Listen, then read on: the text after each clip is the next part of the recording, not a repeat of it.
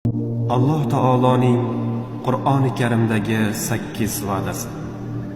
Ey insonlar, albatta Allohning va'dasi haqdir.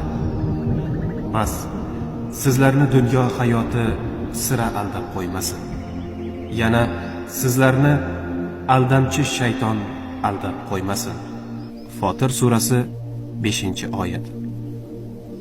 Birinchi va'da. Allohni yod etganni Alloh ham yod etadi.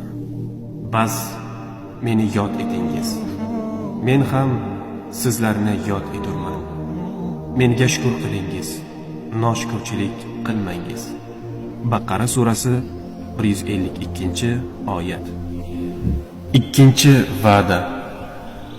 Alloh ezgu amallar qilganlarni jannat va ostidan anhorlar oqib turuvchi bog'lari bilan mukofotlaydi.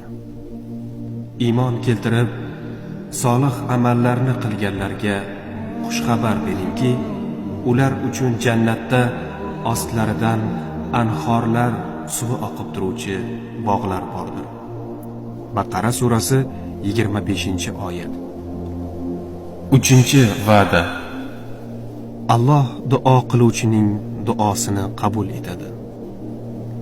Parvardigoringiz, menga duo qilingiz. Men sizlar uchun duolaringizni ijobat qilay, dedi. G'ofir surasi 60-oyat. To'rtinchi va'da. Alloh shukr qiluvchiga ne'matlarini yanada ziyoda qiladi. Yana Robbingiz e'lon qilgan bu so'zlarni eslangiz. Qasamki, agar bergan ne'matlarimga shukr qilsangiz, albatta ularni yanada ziyoda qilurman. Ibrohim surasi 7-oyat. Beshinchi va'da. Alloh tavba qiluvchi bandasining gunohini kechiradi.